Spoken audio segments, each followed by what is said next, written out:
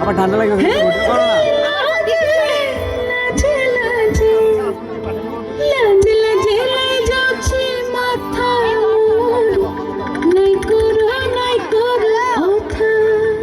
আরে মিত্র ভানু বন্তিয়ার কথায় প্রভুদত্ত প্রধান করিল সুর। এত সুন্দর গীত আমাদের, এই গীত একটু তোমাদের ভাষায় শোনাবো নাকি গো?